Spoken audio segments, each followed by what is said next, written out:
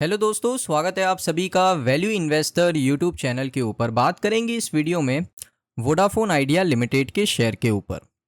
अब देखिए, Vodafone idea की बात करें तो यहाँ पर हम इस वीडियो के अंदर सबसे पहले बात करेंगे Q2 के रिजल्ट के अपडेट के ऊपर। उसके बाद यहाँ पर हम सेकेंड पॉइंट हमारा रहने वाला है कि वीआई ने यहाँ पर क्या अपील करी है सुप्रीम कोर्ट से, यानी अपील क्या करी है उसके ऊपर बात करेंगे। उसके बाद सुप्रीम कोर्ट का क्या फैसला निकल कर आया है, सुप्रीम कोर्ट का क्या डिसीजन है उसके ऊपर बात करेंगे। और उसके बाद दोस्तों यहाँ पर हम क्या करने वाले हैं, डीओटी जो है डिपार्टमेंट ऑफ टेलीकम्युनिकेशन और वीआई के बीच में क्या कैलकुलेशन है, डीओटी कितना पैसा यहाँ पर क्लेम कर रहा है कि उनको लेना है वीआई से, उसका पूरा कैलकुलेशन हम दोस्तों इस वीडियो में कवर करेंगे। तो एक एक करके दोस्तों यहाँ पर पॉइंट्स हम देखते हुए जाएंगे और चीज़ों को समझते हुए जाएंगे। उसके साथ यहाँ पर हम बैलेंस शीट को भी देखने वाले कि बैलेंस शीट इसकी कितनी मजबूत है। तो चलिए दोस्तों वीडियो को शुरू करते हैं। सबसे पहले बात कर लेते हैं कि Q2 के रिजल्ट को लेकर क्या अपडेट आ रहा है। सो यहाँ पर आप देख सकते हो कंपनी ने बता दिया है कि उसकी जो ट्रेडिंग विंडो है वो यहाँ पर बंद हो चुकी है 1 अक्टूबर 2025 से। किसके लिए बंद हुई है? कंपनी ने बताया कि जो ट्रेडिंग विंडो है वो एम्प्लॉय के लिए बंद हुई है, टॉप मैनेजमेंट के लिए बंद हुई है, और जो यहाँ पर कनेक्टेड लोग हैं कंपनी से, जिनको पता है कंपनी के Q2 के रिजल्ट कैसे हैं, ऑलरेडी उनको पहले से पता है, तो उनके लिए ट्रेडिंग विंडो को बंद कर दिया गया है। ओपन कब किया जाएगा? जब कंपनी अपने फाइनेंशियल रिजल्ट अनाउंस कर देगी उसके 48 आवर्स के बाद यहाँ पर जो ट्रेडिंग विंडो है उसको यहाँ पर ओपन अप किया जाएगा। तो सबसे पहला अपडेट आपने देख लिया, Q2 से रिजल्ट के अपडेट है कि यहाँ पर जो कंपनी है उसने अपने ट्रेडिंग विंडो को बंद कर दिया है। अब दोस्तों आ जाते हैं वोडाफोन आइडिया के ऊपर। सो वोडाफोन आइडिया ने क्या अपील करी है? सिंपल सा सवाल है, उसका जवाब मैं आपको दे दूं। वोडाफोन आइडिया ने दोस्तों यहाँ पर दोबारा से ये अपील करी है कि यहाँ पर उनको सुप्रीम कोर्ट थोड़ा यहाँ पर वेवर दे, यानी थोड़ा उनको छूट दे। क्योंकि उनको क्या पेमेंट करने के लिए कहा जा रहा है? उनको सबसे पहले कहा जा रहा है कि जो एजीआर है, जो एजीआर है उसमें आप क्या करो, उसका इंटरेस्ट पे करो। आपने लेट एजीआर पे किया, इंटरेस्ट उनको पे करना है। उसके बाद यहाँ पर उनको कहा जा रहा है कि आपने जो एजीआर नहीं पे किया उसकी पेनल्टी भी आपको पे करनी है। उसके बाद यहाँ पर आप कह सकते हो कि आपने अगर पेनल्टी पे नहीं किया है, आपने पेनल्टी भी टाइम पे नहीं किया, तो पेनल्टी के ऊपर भी आपको क्या लगेगा? इंटरेस्ट लगेगा। सो यहाँ पर दोस्तों ये पूरी कैलकुलेशन मैं आपको बताऊंगा, लेकिन ये कैलकुलेशन काफ़ी बड़ी है। इससे पहले आप देखिए, इंटरेस्ट भी मांगा जा रहा है एजीआर के ऊपर, एजीआर के ऊपर इंटरेस्ट मांगा गया। उसके बाद पेनल्टी मांगी गई कि एजीआर आपने टाइमली पे नहीं किया, तो उसकी पेनल्टी भी लगेगी और इंटरेस्ट भी लगेगा। और पेनल्टी भी इन्होंने टाइम पे नहीं किया, तो पेनल्टी के ऊपर भी इनको इंटरेस्ट पे करना है। तो इस वजह से ये प्रॉब्लम काफ़ी बड़ी है वीआई के लिए। अब उन्होंने कहा है कि हमें यहाँ पर थोड़ा आप वेवियर दे दीजिए, थोड़ा छूट दे दीजिए इस पूरी यहाँ पर पेमेंट सिस्टम के अंदर, कि हमें पेनल्टीज भी पे करना है, इंटरेस्ट भी पे करना है, फिर जो पेनल्टीज है उसके ऊपर भी हमें इंटरेस्ट पे करना है। सो ये काफ़ी ज़्यादा पैसा हो जाएगा, हम इतना पैसा नहीं दे सकते। तो उन्होंने सुप्रीम कोर्ट से ये अपील करी है कि आप हमें ये पूरी चीज़ों के अंदर थोड़ी छूट दिलवा दीजिए। सो यहाँ पर इन्होंने ये अपील किया है। अब मैं आपको बता देता हूँ कैलकुलेशन कितना बड़ा है। सो यहाँ पर आपको समझना पड़ेगा, सबसे पहले है प्रिंसिपल, यानी कितना पैसा देना है। ये तो देना ही है, प्रिंसिपल अमाउंट है, इसको तो पे करना ही पड़ेगा, प्रिंसिपल। अब प्रिंसिपल अमाउंट कितना है दोस्तों? वीआई को, डीओटी को कितना पैसा देना है? तो टोटल है 12,797 करोड़, 797 करोड़, इतना प्रिंसिपल अमाउंट है। उसके बाद दोस्तों इसके ऊपर जो इंटरेस्ट पे करना है, इंटरेस्ट यहाँ पर हम लिख देते हैं, इंटरेस्ट पे कितना करना है।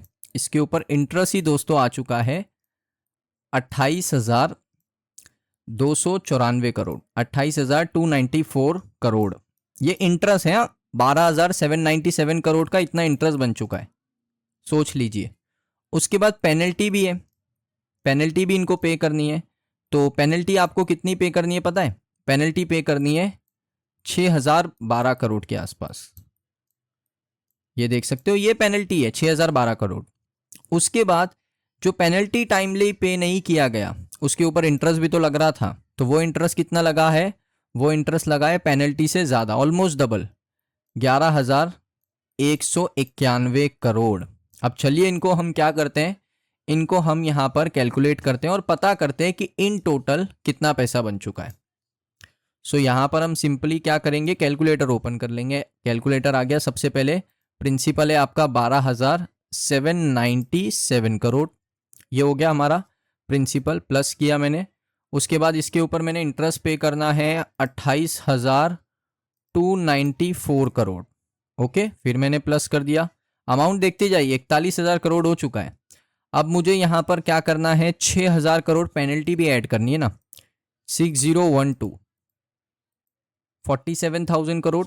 अब इसके ऊपर इंटरेस्ट भी तो पे किया है मैंने, इंटरेस्ट भी पे करना है वीआई को। सो यहाँ पर इंटरेस्ट है लगभग 11,151 करोड़, 11,151 करोड़।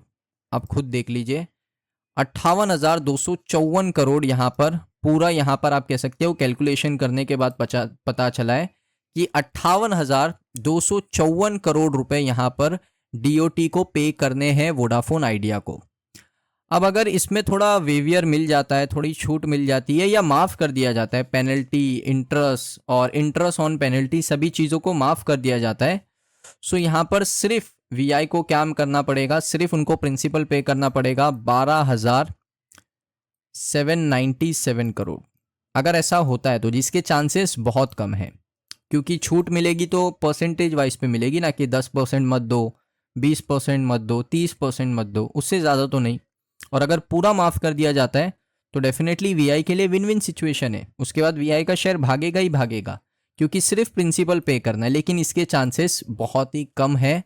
और देखते हैं सुप्रीम कोर्ट क्या फैसला लेता है। वैसे 6 अक्टूबर को मैं आपको बता दूं, 6 अक्टूबर को यहाँ पर आप देखोगे सुप्रीम कोर्ट के अंदर हियरिंग है।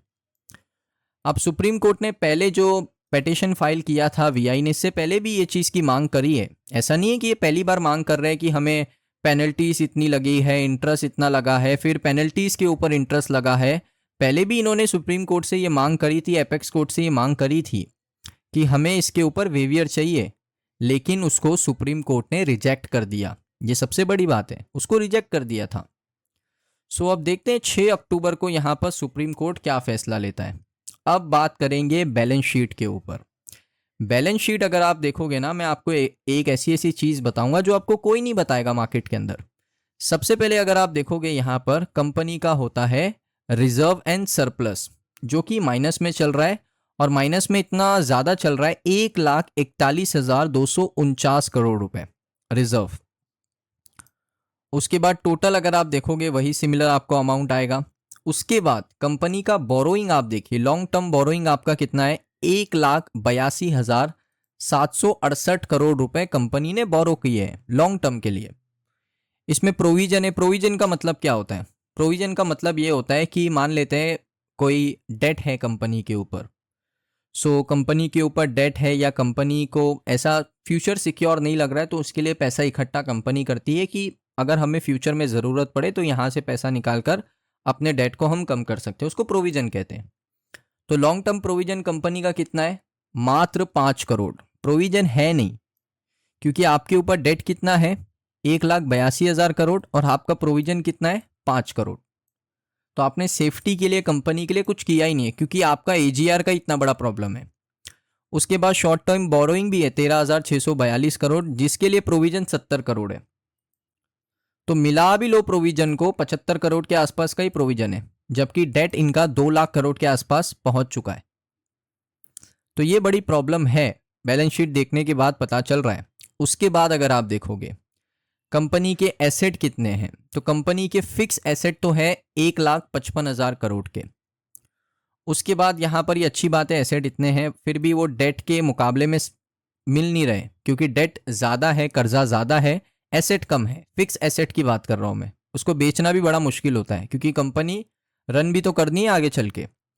उसके बाद यहाँ पर आप देखोगे कंपनी के अंदर बहुत सारी चीज़ें, ट्रेड रिसीवेबल, यानी अभी भी कंपनी को 1,925 करोड़ रुपए रिसीव करने हैं।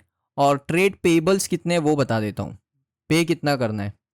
सो यहाँ पर होगा ट्रेड पेबल्स, यानी कंपनी को 10,860 करोड़ रुपए जो उधार लिए है कंपनी ने। यानी कंपनी क्या करती है, जैसे आपका अगर बिजनेस होगा तो आपको पता होगा, आप यहाँ पर जब माल लेते हो, प्रोडक्ट लेते हो, सारी सर्विस लेते हो, तो उसके अगेंस्ट में आप पैसा नहीं देते हो, आप कहोगे कि मैं महीने के एंड में दूंगा, तो वो आपका हो जाता है ट्रेड पेबल्स।